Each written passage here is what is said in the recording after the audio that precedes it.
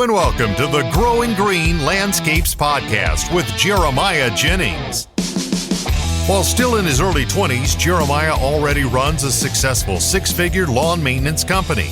Listen in as he and his guests share the things that have brought them success that can help you in your business. As a young entrepreneur in the green industry, Jeremiah emphasizes the tips and tricks involved in running a lawn maintenance business while discussing the principles applying to all small businesses. If you're wanting to grow, become profitable and professional, you're in the right place. And now, here's your host, Jeremiah Jennings.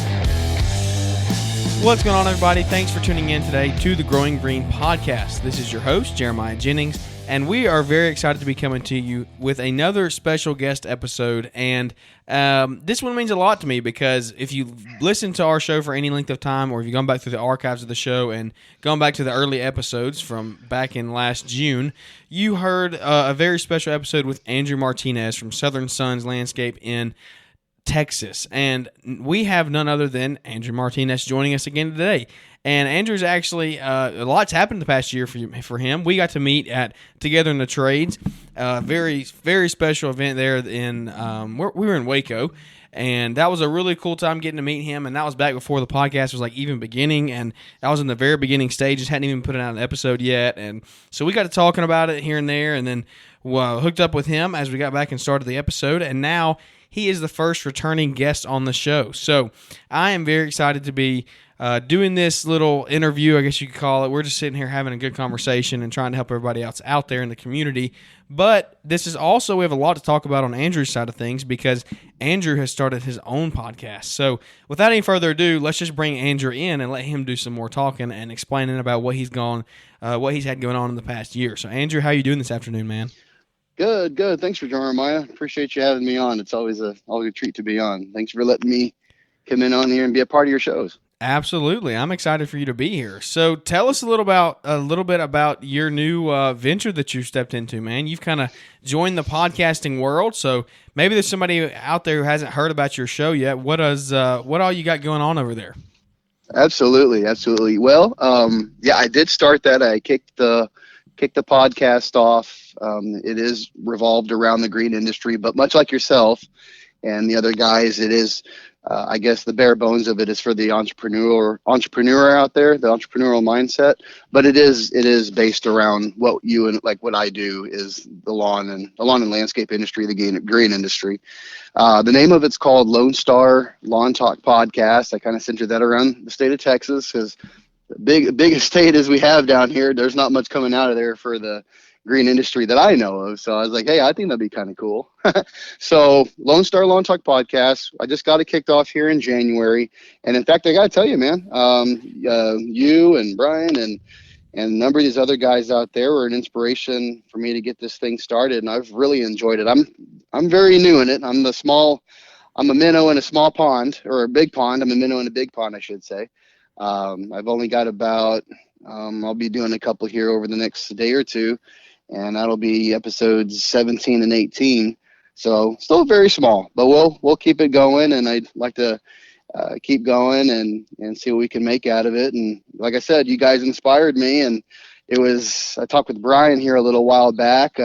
Actually right after you had already mentioned, you and I had, met there together in the trades. And after that, I was even considering possibly switching industries to something else. And he and I just had an hour-long chat. I bought some of his time, and I was kind of spilling my guts out, and I kind of got refocused in the lawn and landscape industry, and podcasting was part of that. That was my 2022 kickoff goal, and so there's where we go. I mean, I'm doing two episodes a week right now, Tuesdays and Fridays. Alongside with I'm an owner operator, much like yourself. So I'm out just today when you were texting me and we were DMing back and forth. I was in the middle of I was texting you back and forth from standing on my V ride. So hey, I hear you. I was doing the exact same thing. so yeah, man, yeah, and it's crazy that you called. I kind of joke a little bit whenever you DM me. I was like, is your ears burning? Because I was actually getting caught up on all of your episodes. And so basically all morning and from about midday to the end of my day, I was catching up on all of your stuff. You got a lot of great over the last, I think, 4 or 5 episodes that you've had, man. You got some really, really good content, really good stuff you're pouring out there. Well, I appreciate it, man. I appreciate you listening in. It was it was really fun. A lot of that content came from the Hype House down in Siesta Key, so some really good information came out of that. Not even out of my mouth, just from the guests that we had on the show. But man, that is really inspiring. I did not know that you were thinking about changing industries. What was? I mean, if you don't mind, what was some of the reasoning in staying in it? Well, I'm gonna be frank with you, man. As you probably already know, or if maybe forgot, or some others out there, I actually have been in the green industry since about '09. That's when I kicked off my minivan, my Husqvarna mower, and my John Deere weed eater, and a push broom instead of a blower. Yeah. No, I'm sorry. Home light handheld blower. So it had like 2 horsepower on it, man. So I don't know, but any rate, it kind of revolved around the employee thing, and I was frustrated over the last 3 years trying to hire and secure and keep employees from year to year, and that was really kind of the main thing. There was some other small stuff that was kind of getting thrown in there, and I would say that was probably something like, the income was okay, but long hours, I was kind of starting to feel like the business starting to drive me rather than me drive it. And I was, taking on work, decent work, some bad, just like everybody else. But, it was hard to secure people and to keep them around. And whenever I did keep them around, it's like they would be gone more than present for whatever reasons. And it was just tough. And so, it just kind of worked its way on me psychologically over a course of 3 or 4 years. And I was really considering going into the world of insurance, like life insurance and financial advisory, because I was starting to get kind of passionate about that too. And I'm actually going to be having an episode of that here over the next few weeks when people start kind of having that in their crosshairs as far as developing a business. And so just, in a nutshell, without getting further into it, that's basically what I was looking at. I was starting to get frustrated. I was spending way too much time out there in the field. It's hot. It gets super hot down here. And, I just never knew if I was going to, if 7 o'clock rolls around, I walk out to the garage or I wake up in the morning at, 6:30, to a message, I'm not going to be able to come in today, or they just simply don't show up. Yeah. No call, no show. And, that's kind of what was doing it. And then, one of my buddies kind of picked up the baton and he hung in there with me. We wound up doing Christmas lights and kind of kicked it off. And I don't know, I just got a little bit more of an inspiration. I started listening to what you got going on here. Really good. You got a good operation going on. And, my boy Lamont out there, he's got some good stuff going on too, and just everybody. And then after I just talked with Brian for a little bit with Brian's Lawn Maintenance, he kind of was going over some stuff that he was doing, and just, I don't know, it just gave me some encouragement. Prayed about it, talked to my wife about it, and then finally in the wintertime, as the year ended in 2021, that's finally when I felt good about the industry. It's a great industry to be in, the insurance and financial advisory. I just didn't get 100% peace from prayer, and with my wife, we just didn't get that. I think I was probably 80%, sure on the thing, and I just didn't get that extra kick. And I don't know. After talking with him and like I said, prayer and talking with my wife about it, I just decided, hey, no, we're not there. It's a new year. We're going to go ahead and I think I'm going to go ahead and kick it. I'm going to go ahead and pick up the baton on the podcasting and try to focus on social media a little bit more, like I wanted to do, coming into the year rather than the other. And so I know I kind of long-winded that, but that's just kind of the snapshot of it. And I wanted to hit on it just a little bit longer, just because I know sometimes owner operators, individuals out there, a few years into it may even feel the same way. And there's nothing wrong with it. I mean, there's nothing wrong with being exhausted, but you just make sure you follow your heart. We all get tired. We all get burnout, but if you're passionate about something, or if you see promise in something, you can even get worn out in something that you love, Absolutely. I was listening listening to Nick Carlson. I was listening to Dan Wheeler's episode, the Fence Industry podcast. Yeah. His episode with Nick Carlson from the meetup event there in Baltimore, and that exactly what you're talking about. Nick said it was really some pretty good advice. I never really heard it said this way, but everybody says do what you love because then it won't be work. And Nick says no, don't do what you love because then you'll hate what you love. Like do what you're good at and do what makes good money. Mm-hmm. Because if you do what you love, you're going to ruin it. You're not going to love it anymore. And that was really cool to me. That was something it was put away that I never heard it put before. Yeah, and in fact, I think were you talking about that with I think you said that. I think you were having a conversation about that with Naylor or someone on one of the latest episodes that you were on. And I think me and Naylor did talk about that at the Hype House. And it's funny. It's funny we're saying all that because I was and I say that because that was one of the most freshest. That was probably one of the freshest episodes I listened to before you and I started talking. Yeah. So that's why I brought that up. But anyways, yeah, man. So that's kind of where I was at. But now I'm back in it. I just kind of settled some things in my heart and spirit. Yeah. And, it's just another season, man, getting ready another season. And I'm excited to see what this podcast can do with all the rest of you guys. So let me ask you this. How do you plan to combat what you were feeling last year? How do you plan to, what is your game plan for 2022 to not worry about those texts in the morning and getting up? Are you shrinking down a little bit to manage it a little bit better yourself if you have to? Like, how are you going to combat all those issues that almost put you out of business? Well, as irresponsible as it sounds, I haven't really truly decided on that. Okay. No, that's fine. I think you just decided you found out, you figured out what you wanted to do. So now you're just going to figure out how you want to do it. Right. So one side of it, what I'm looking at is, okay, let's get this thing a go again. I think if I mentally, and I was telling this to my buddy the other day, I think if I'm at the start of the season and I mentally fixate myself, okay, I'm going to be in the field, expect hot days. It's going to be 8 to 10 hour day, Monday through Friday. If I can mentally get kind of like a frog in a boiling pot, right? If I can set myself like that early in the season, I'll be okay. Because that's what I did kind of last year. At least I had a little bit of help, but I still was going through with what I was telling you, in and out people. But I told myself, so that helped me trudge through the season.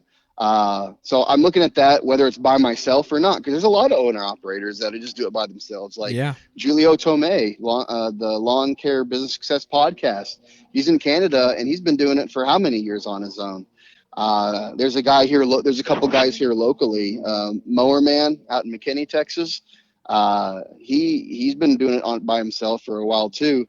Anyways, I guess to answer your question, there's that. So I'm thinking if I can just set myself mentally up to go ahead, because I have all the right gear. Everything's commercial. Everything. It's a great setup. I love my gear. I love my stuff. I'm running light and lean, man, and I love it. I love everything I have. It's just that other side. But like what you were saying, you were alluding to was now the other side of that is, okay, so I can go with knowing, okay, run on my own. That's just how it's going to be. Like you said, maybe lighten the load a little bit to some of my more core people. Or just keep looking for the right person, or just know if, on the other side of that hill, if I can fixate and know that I'm just going to have to keep turning and burning, I'm just going to expect people to, hire, come on for a few weeks, come on for a month or two, and just expect them to leave. I hate to say that. I really do. I know there's a lot of different schools of thought out there, but I mean, I pay good, I pay on time, I pay weekly. I mean, I think it's a dense, not a super dense route, but it's a denser kind of route, not long days. Skilled guys can knock my route out in a good 8-hour stretch, 7-hour stretch, I would say. And that's with a lunch hour in there, or 30 minutes or something. So, I try to re-examine everything and just like, well, what am I doing? It's gotta be something. Maybe I smell funny. I don't know. Maybe tell bad dad jokes and it just gets on people's nerves. I don't know. But and then there's that side. So just running on my own, putting that in my mind, and then just hauling through. Cause I thoroughly enjoy it. I thoroughly enjoy showing up in the craft of what we do that way. And then the other side of that is same thing, but knowing if I have help, just know they're going to be, probably the best one's going to stick around for, 2 to 3 months tops, and before there's a no call, no show, or something happens, or whatever, something like that. So that's kind of how I'm looking at it right now. I haven't even made my mind up, Jeremiah. I don't know if I'm gonna go ahead and invest in ads and social media and Indeed and all that to try to find more people to start here in April, or if it's just keep running on my own, see where I can go. Lately, I've just been running on my own. I've just been thinking and praying about it and kind of just feeling it out. So I know it's a loaded answer, but no, I love it. This is what I want to. I want to get a lot of value out of this episode, and I think we already have. Awesome, man. So you've been in it for, my goodness, 2009. What is that? 15 years now? No. 13 years now. It's 22. Yeah, there you go. There you go. 13 years you've been in it, and from the little bit that we got to talk in person and on the phone here a few times, it sounds like you've kind of seen multiple stages of the company. You've seen the solo operator, but you've also seen the crews out doing stuff. Correct? Am I correct there? Absolutely. Yeah. Okay. At one point, yeah. Forgive me. Go ahead. No, go ahead. Tell me what your setup was looking like. Well, the height of where I was, I guess surface value to the naked eye, had 4 trucks. We did all things like tree service, construction, like with fence, patios, decks, stonework. We didn't really do cement a whole lot other than what we did with stone. We did all that. Then of course we had the full blown maintenance side of things, mowing, trimming, bushes, fertilization, weed control, the whole 9 yards. And I think at that point we grew too big too fast. We weren't yielding what we saw. We were pumping way too much money in ridiculous marketing, and anyways, we just didn't know ourselves. And I just think we just did the old got too big too fast kind of thing, man, quite honestly. And then I've had 1 or 2 trucks, and then of course I've seen it down to myself, almost kind of like a Mitchell Gordy, with Mitchell's Lawn Care, something comparison. Like that. And so I had a business partner though, in 2014, a good friend of mine. We actually wound up going to the same college without even knowing it, and so here locally, and so we hook up years later. He did it, I did it, and hey, let's give this a shot. Let's give it a go. And it just didn't work itself out. He's still a great dude. Stood up in his wedding. We're still in great contact with one another, so, I mean, it ended great. I know sometimes they don't end so great, but no, we didn't allow that to happen. So, but anyways, after that, that's when I started reanalyzing the business. I started wanting to run more lean than look cool, and all that. No offense to guys out there who have nice beefy rigs or whatever, I don't know everybody's. I knew my situation. I don't know everybody else's situation.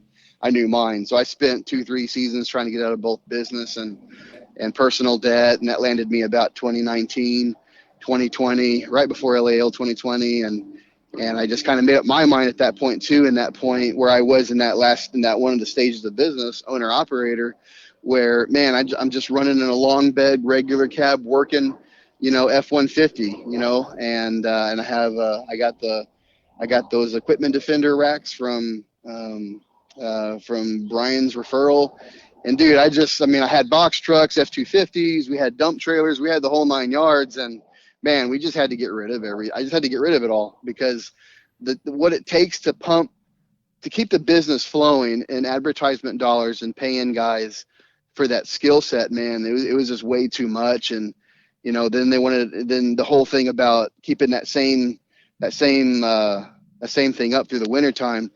I'm not saying it can't be done. People do it all the time, Jeremiah, but we dropped the ball on that somewhere, and it just didn't work out. So then, from about 2018 to really 2020 is when I was really figuring out, that's when I sold my box truck, had gotten rid of some larger pieces of equipment, a couple other trailers, sitting money, how I saw it at one point. It wasn't being used, and I wasn't about to go out and spend more money on advertisements to get the heavier projects, and I didn't have a committed crew, so I get it totally. And it's not for everybody. I think that's the thing that everybody has to understand. Is it that's the big size isn't for everyone. So let me ask you this, if you don't mind me asking, what were your revenues looking like when you were at your height? Sure. We were about $500,000. I think my best year was like 550, 520. I had to look at my system again and see what it was. So you were seeing some real dollars come in, but now let's look at the real. What really matters at the end of it all, you don't tell us what you were netting, but are you doing better now financially with a smaller solo operator, or you and a guy? Are you being more profitable than when you had all those headaches going around of doing a million different things? Absolutely. I mean, without a shadow of a doubt. That's that's in and of itself that tells you it's not for everybody. Now, it's like you're saying, some people can run big and some people can do it the right way, but not everyone is called to be the CEO of $1 million company or a $500,000 company. Mm-hmm. Mm-hmm. Well, let's see. Then I was able to get out of the field at that point. I'll just tell you the numbers back then. My best, I think it was 2016 we hit those numbers, or maybe it was 2015. No, I think it was 2016. So I think we were about let's just call it 500. I can't remember, 500, 525. I think I spoke a little out of turn when I was. Sorry, dang spam risk calls. But I think it was crazy because I was drawing a fixed salary. My partner was, and then of course we were paying people perennially all year long on a certain kind of program we had set up for them. And out of that 5, man, we lost. I think we lost like 20 grand or something like that, 20, 30,000. And so, yeah, I mean, everybody was getting paid, I guess, but we weren't profitable. So, I mean, it was a loss. And then the next years we were kind of closer to that higher 300s. And I think right before we split, I think we were probably low 300, something like that, 350, somewhere in there. And yeah, margin wasn't there, bro. Just a classic case of, spending. I mean, I partnered up to try to, help the situation out, as I know he did too. And dude, we just were still spinning our wheels, man. And our bank account wasn't really filling up. When it did, it was emptied back out within a few days. You know what I'm saying? Yeah. And then, I mean, I know like the 2 or 3 winners we were together they were hard winners, man. We had a big commercial client towards the end of our partnership that wound up owing us like 50 grand over about a 13-month stint.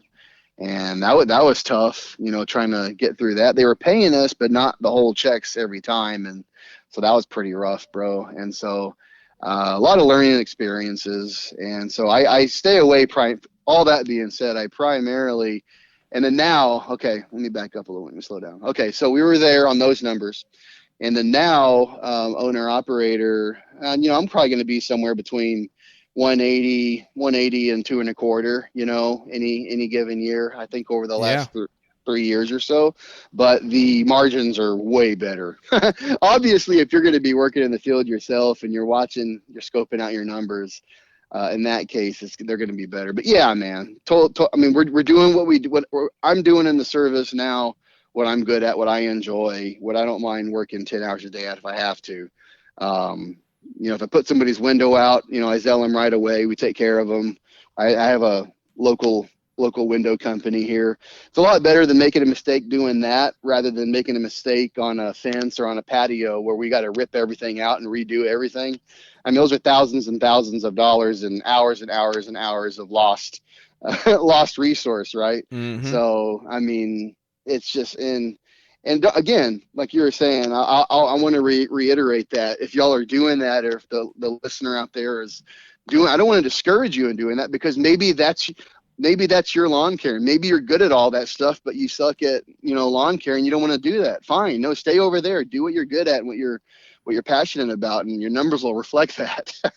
Just do it responsibly. Don't grow too big. Don't get too big too fast, or much like myself. I don't want to be in debt. I could have taken out loads of debt to drum all the stuff down and had one big, huge bill, but I don't know how well that would have worked. So I was trying to navigate that as well. So there were so many different parts to it that created that. But now we're mostly a debt-free company. I owe a little bit on my new mower that I was telling you about, the Skag V-Ride that I have here. Yeah. I owe a little bit on that, maybe $4,000 or something.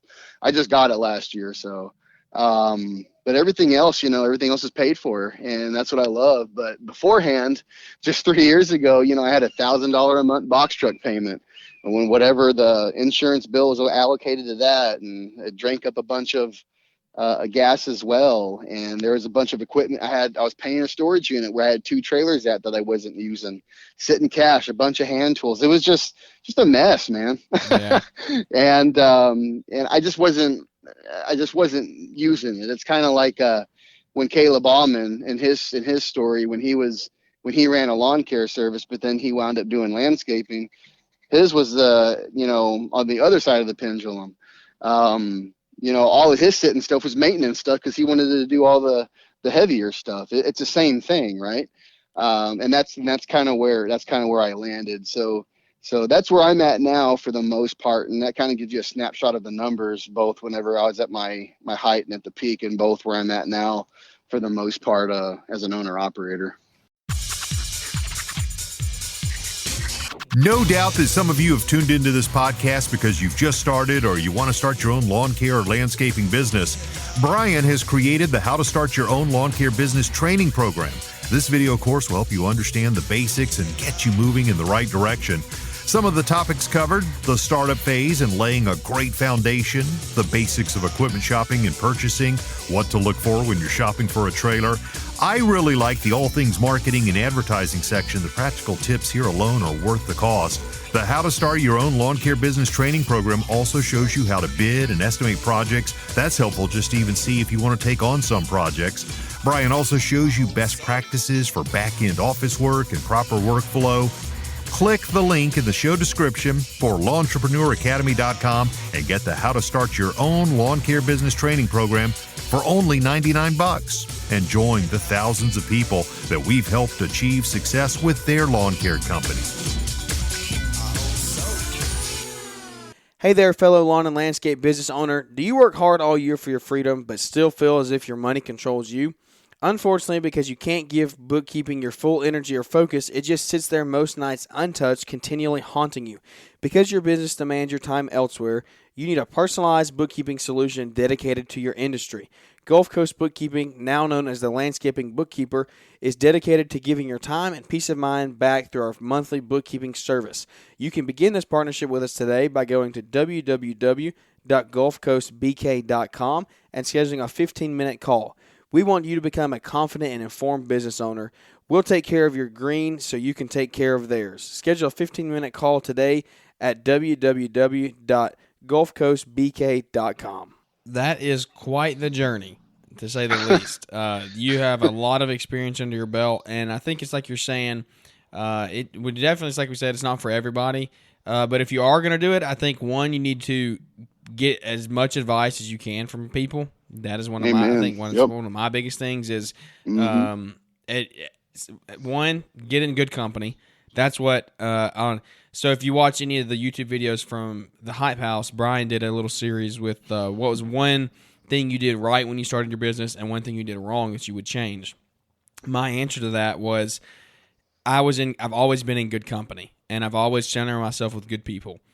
That is, awesome. I think it's worth so much money, it's worth more than you could even imagine to put yourself and surround yourself with good people. And by putting yourself in good company, you learn so much that you instead of going out with your friends on a Friday night, if you're a 20-year-old that's looking to start just looking to grow a business to $500,000, instead of that, ask a businessman or woman in your community that has a local business there to go to dinner with them and go pick their brains and learn the stuff that they have implemented in their business. And reach out to guys like yourself who have been at that stage where you can say, man, these are some things that did work for us. It wasn't a total crap show the whole time. We did have some good things work for us, but here's a lot of things that went bad and a lot of things you shouldn't do. And I think that is very important to surround yourself with good company, and also at the same time self-educate. Man, there's so much advice out there today that you can take and learn from and grow your business with, and free and paid. Okay, there's a lot of free advice out there. These podcasts, they're all free for the listeners, and there's a lot of paid stuff as well. There's courses you can go download and look at. So in all stages of business, there's ways to learn, and I think you're a good example of you've made money in both stages of business, but you found out what works for you, and you found out that maybe That's being right. being a smaller company and being way more profitable is better than being a $500,000 company. And I like listening and talking to yourself because it kind of solidifies things that have ran through my head that are, man, I kind of want to grow, but at the same time, if I stay where I am now and really fine tune it and get it to a really well oiled machine, I can stay at this level, grow a little bit, have two headaches, and I say two headaches meaning two employees out in the field on their own, so they're not headaches. I need good employees. I'm not calling my employees headaches if they listen It's to all this. good. Sure. But, Yeah. but I'm sure y'all know what I yeah. mean. There's two things out there that could go wrong. There's one truck out there. There's two mowers running, not 15 of them. And if I can go do that and do it extreme, like you say, you're lean and mean. If I can stay extremely lean and close to home and tight routes, that's the route I'm going to take, because I don't believe that I'm called to be the CEO of $500,000 or $1 million company. Now, there's people out there that have that drive. Good for you. Take it to the moon, run with it, but just make sure that you do it the right way. Surround yourself with good people and learn from other people's mistakes. And let me take my hat off to you, man. I think one of those episodes, I guess the latest episode, if I'm marking that right, you're actually taking the dive this season, and you're really pruning out your route, and you're really re-examining both your clientele, the numbers, equipment, all that stuff. I want to hand it to you, man. That's real big of you. It's hard. It's hard as business owners that grow this on their own, or with our spouses, I should say, more importantly. But letting people go, having those hard conversations, and sending those termination emails out and stuff like that, as much needed as it is, and that rose bush, as much as it needs to be pruned back, those thorns will get you if you're not careful, right? But at the same time, when you're looking at that, keeping that in mind with your route, that's so important. If you're going to stay at a certain size, or even if you're wanting to expand, that's even more important. You make sure you're expanding the right way.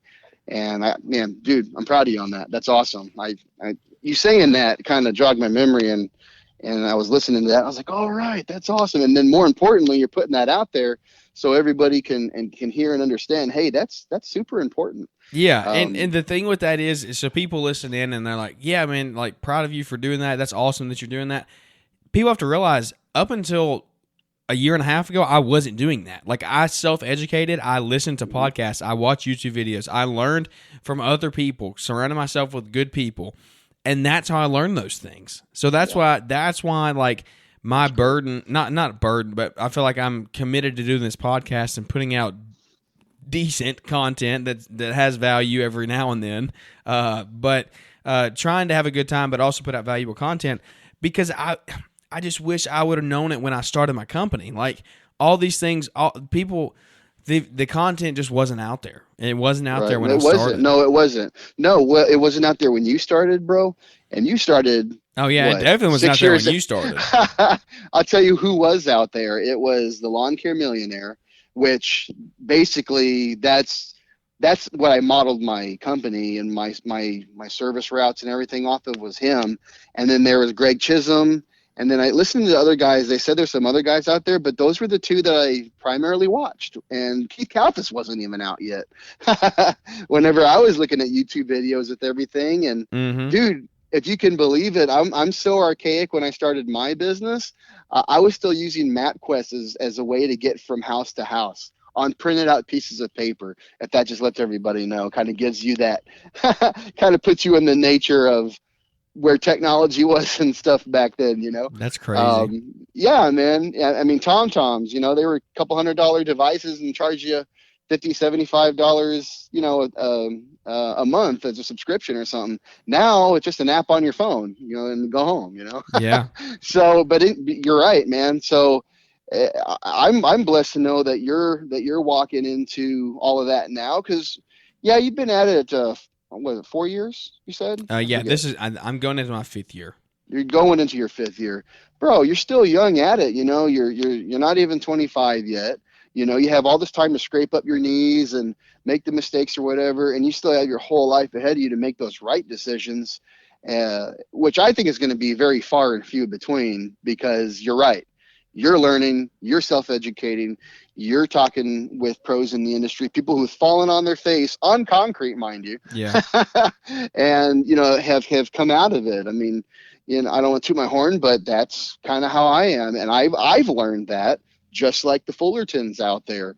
He pretty much spun his wheel for 10 years, and it's only been this last 4 years where he's actually, made a profitable living out of it with the different ways he's doing things. And so many other testimonies out there the same way. So yeah, no, I mean, there wasn't anything, I'll just say it to say, there wasn't anything back in 09, 10, very, very sparse, very low quality content outside of a couple of these guys. Yeah. As far as a mass. Now, forget it. I mean, you're right. You're in the age of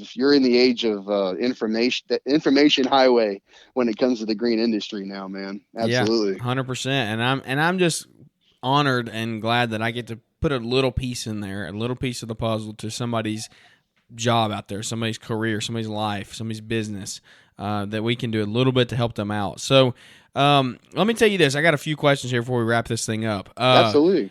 Yep. What is one thing? So we've talked. There's a lot of new guys that are listening into the show, and a lot of guys. I get DMs every now and then talking about. We're pretty consistently actually. They're picking up more and more about they're in their first season. They're quitting their full-time job, or they're either they're transitioning from full-time into that. So maybe they're doing it part-time still. But a lot of guys that are out there starting new companies. So this is kind of where I was going with all this. You've seen all stages of business. Everyone that's listening has heard that. Just firsthand, you've heard Andrew's seen all stages of business up to $500,000 in revenue and multiple crews out running around. So with your knowledge, the things that you've learned, your trials and your failures and everything, and your successes, what is something that you would say we'll kind of go off that question that Brian was asking in his YouTube. What would you make sure you did right in the beginning of your company, and how would you take that and implement it and grow your company? By what is one thing that you did right that you would continue to do, and what is one thing that you did wrong that you say, hey, make sure you don't do this? Well, I'll start with one thing maybe I did right that I kept going and doing, and that's remaining faithful to the Lord and my wife and keeping headstrong. Because when you start something like I started, I didn't start with a plan. I didn't start with a blueprint. I started out of a need, and I knew how to mow a lawn fairly decently. I wasn't a pro. I just picked up what I had and went on. Being headstrong, being faithful to my family and the Lord. I think that's it's those seeds early on that you truly won't see until later. It's that foundation that I was putting out there that gave me the strength to keep pushing through gave me the strength to push through the celebrations and the hurts and the falls and the failures of everything that entrepreneurship has to bring you, all the while trying to juggle a family really throughout this last 10 years. So I would say that on that end, bless you. But then on the other hand, one thing that I could do that I should have done, let's see here. I kind of didn't know what I didn't know. Now, Jonathan Potoshnik with the Lawn Care Millionaire, when I was following his YouTube videos back in 2010, late 2010, when I started really getting serious about the business, he had mentioned credit card on file. And at that time, I was just like everybody else. I was, checking the mailbox, check on the back door. Oh, I'll pay you when you get here, or just bill me at the end of the month. Or yeah. I'm trying to be like the professionals out there, not knowing what I'm doing. Oh, I'll bill you at the end of the month, and it's net 30. So I'm not seeing money for, basically 60 days from the first, mow, if they pay on time. You know what I'm saying?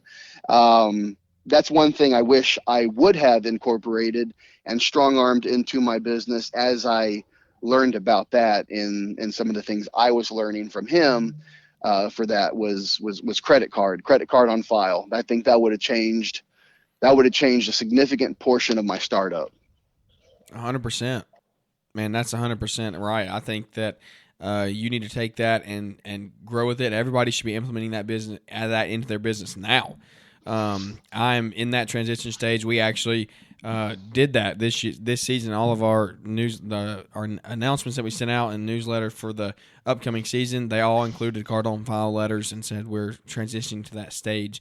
So we have select few that have multiple properties that still pay with checks that we do for them and our commercial accounts. But other than that, everyone's going to a card on file. And do you have pretty much a card on file solely card on file business for the most part? Or are you still in that transition stage? No. I've been card on file for years now. Okay, yeah. Yeah, for years I've been card on file. Now I've kind of wavered from time to time. But no, I mean, that's pretty much how I do it. Yeah. And that's where a few what guys that I've software talked. do you use? What CRM do you use? Yeah, it's Service Autopilot by Jonathan Potoshnik. I use Service Autopilot. I pretty much Naylor run with uses it. that too. He does.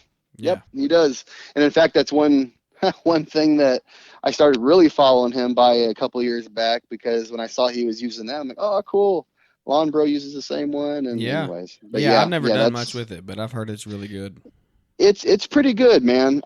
It's not cheap. You know, I don't want to say don't use it if you're starting, because honestly, that's probably what you should set money aside. Yeah, if you're going to invest money in something, invest in a CRM. Yeah, exactly. There's plenty out there with lower costs that can kind of maybe be starters, but this one here, I saw the value in it early on. It was made by a lawn care company who had 10,000 plus clients a week at that time, or 2 or 5, I can't remember. It was a large number. I'm like, 10,000 clients a week is a lot.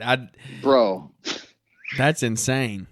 So I'm like, if this, if he's running his $1 million, 7-8 figure dollar company off of this thing here, I'm going to give it a shot. But the thing I have to say, the thing of it, it can scale with you. Don't get more than you need. Just use the base. I think it's like under $100 or right at $100 a month. And I'm not sponsored, by the way, by them. I'm just telling y'all, telling the listener, this is what worked for me. Yeah. And it grew with me. I still use it. I've used it since 2012. And so that means it went through your ups and you went to your highs, and now it's back to where you are now. Everything. Yeah. Yep. That's always been one of the baselines. And so that's what I use. And so, of course, I run it stores my credit cards in there. And the company that I think has teamed up with them is called Clearant. That's the merchant service that I use for the credit card processor. And it's merged with it. So it's all kind of one keystroke kind of thing. And yeah. I mean, it's between the CRM, credit card on file, man, that just makes your life, you're going to find out. It's going to make your life so much easier. Now, if you do the thing where you have to get the number and write it in and input it on every client every time, might as well just, I don't know. That's pretty redundant. Yeah, there's no way I'd be doing that. Do what you got to do for a little while. Get away from that, though, because they're defeating the whole purpose of having something like that, Absolutely. But yeah, that's what I use. It's a good system. Credit card, man. That's the way to do it. Now, me too. Like you were asking about if that's what primarily is what I use. Yes, it is. I mean, if you're a new client, it is credit card on file before I got to your property. If not, that don't work out. Hey, let me refer you to someone who has other options out there. Now, of course, I have maybe 3 or 4 super elderly people that they're just used to writing a check, and I don't have to worry about it because they pay me before the end of the month, every single month, and it's always anyways. So I do have those, but I don't have the heart to tell them no. So and they're right there, the like next door that. neighbors. Yeah, exactly. They're next door neighbors and stuff like that. So now I have to interject, and I have to say this though. Certain companies can't charge credit card. Like if you're a commercial company and you do like ISDs, and if you do like HOA, HOAs, apartment complexes, builders, a lot of those places, they're not going to have that option. Yeah, they're going to move on to the next. Most commercial properties. Yeah. I mean, I'm still taking, I still am and probably always will be taking checks for our commercial, our HOAs and stuff. We still take checks for those. Now, I would encourage you, and I would encourage the other listeners to maybe ask and say, hey, here's how I run my business. Yeah, you could even throw it out there. Exactly. And if they say, no, we don't do that, or no, we don't have a credit card for that, okay, no problem. We'll stick with the normal way. Yeah. That's it. And then move on. Take the business, move on. But if they say yes, heck yeah, man. Well, there you go. Yeah. But you just included that with another headache gone. So Yeah. I just wanted to put that out there, because sometimes you just can't. Sometimes you just can't do That's that. right. And Yeah. Sometimes it doesn't work every single time, but I mean, Mm-hmm. nothing is fail proof. There's always something in there that's going to go. There's always got to be what's the word? I can't even think. There's got to be an exception in there somewhere Exception. for the There you rule. go. Every Mm-hmm. rule has an Yep. exception. So, well, man, that's awesome stuff. As we wrap this thing up here, is there anything you would want to leave the guests with? Anything that's on your heart you want to get out there? Just maybe some words of wisdom, some advice, anything you're feeling today. Oh man, gosh, that's a load. That is That's a heavy loaded, but question. Let's see here. you're a podcaster now, so you know how to talk, you know how to get these things out here. Oh, I know how to gum. I know how to jabber. I don't know how to really. No, I'm just joking.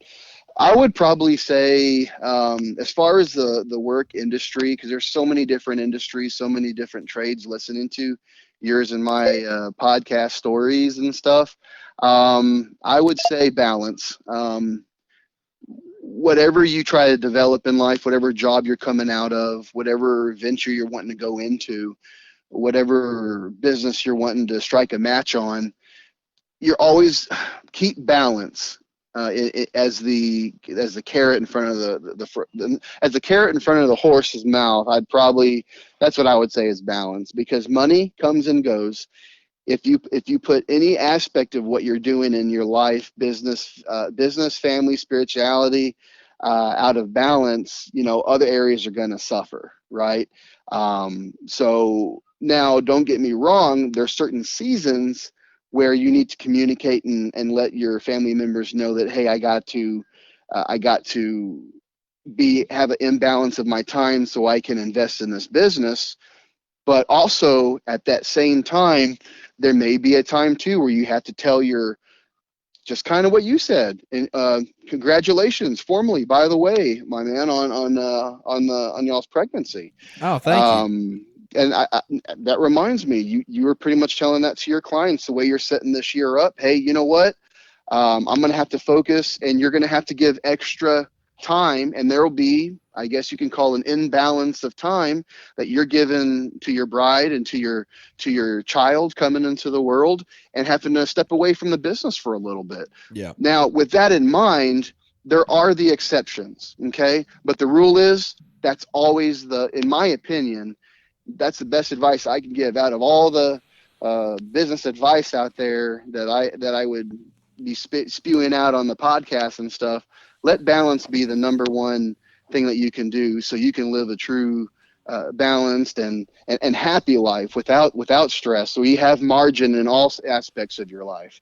If you just keep that balance equation going, just kind of keep that at the forefront. That's always going to try to be the goal, if that I makes love sense, it. Jeremiah. Yeah, no, So, I love it. yeah. Family is like a teeter-totter. Family's on one end, business is on the other, Boom. and you got to find it right there in the middle. You got to find that balance point to stay Amen, brother. even. So, amen. And after listening to your podcast and seeing what you're developing, you're putting good content out there, because you got the right idea. You said you couldn't have said it better. I couldn't have said it better. This last episode, this latest one, I forget what number that was, but you put it out there just right. I remember what property I was on when I heard that, and I'm like, my man, that's how it is. Awesome. So good job, dude. So that's what I would put out there, man, for sure. well, that's awesome. That's I'm great.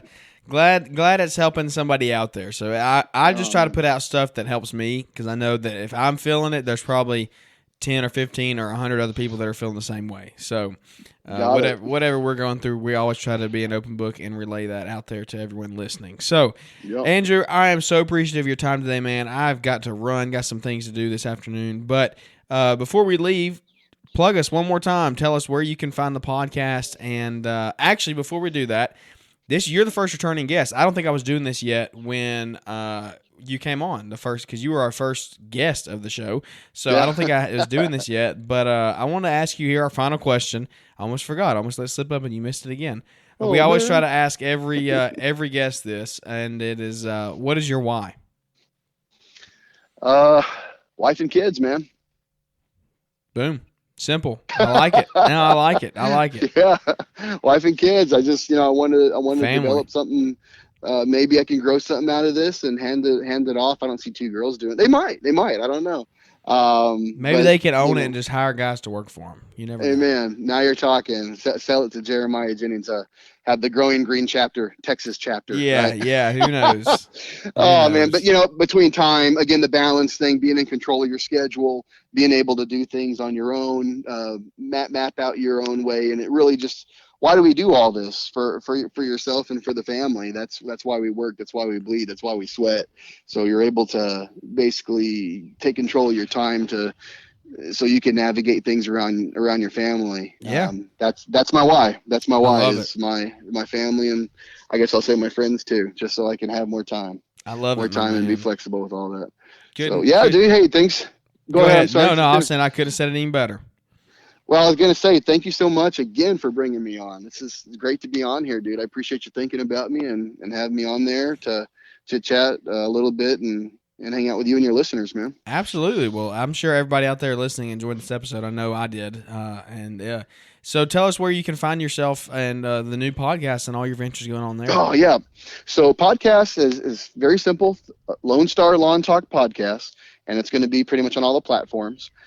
You can find me on the social media. You can find me on Facebook and Instagram, Southern Suns Landscape. Type that in and I'll be a little green and orange sun. You'll see it pop up and you'll see my goofy mug up there too. I got a little something on YouTube. Guys, don't waste your time. I don't got that much on there. I have like 4 videos. I'm going to be putting more stuff up on there here this year, but you can, I guess, if you want to drop by, subscribe, just so when I do pop things up, you can get alerted. But yeah, that's where you can find me. Awesome, man. Well, thank you so much for your time again. And everyone out there listening, I hope you enjoyed the show as much as I did. If you did, would you go give it a thumbs up on all the Apple Podcasts platform and on Spotify? They are now allowing you to leave some ratings and reviews. So if you're listening on Spotify, you could do it there as well. That would really be a big help to us, and it would really help the algorithm boost us, and it's just some good social proof. So when people click on the podcast, that's one of the first thing I do is look at reviews. Do people like it? So if we have good reviews, and maybe it'll bring more people in and listen to the show. So thanks again to our show sponsors as well for today and for partnering with us and helping us keep the show coming out on a 2 times a week basis. I don't even know how you say that. Technically, I feel like that would be bi-weekly, but that's not what bi-weekly means. Like bi-daily, bi-a-week. Yeah, I don't know. That's a weird one. So I don't know, man. I just cut grass for a living. Yeah, I hear you. But a huge thank you to them for definitely partnering with us and helping us keep bringing us good content and just trying to continue to grow the community one relationship at a time. So without any further ado, we're going to sign off on this one. Andrew, thank you so much for your time today. My pleasure, man. Bless you guys. Absolutely. Guys, can't wait to catch up with y'all here on the next episode. Thanks for tuning in to the Growing Green Landscapes podcast. We know you have many other podcast options to choose from, and don't take it for granted that you chose to spend some time with us today. You can connect with Jeremiah Jennings at Growing Green Landscapes on Instagram or use the link in the show description. Don't forget to smash the follow button on the podcast and leave those 5-star ratings and reviews. We hope you crush it in your business and hope to catch you on our next episode.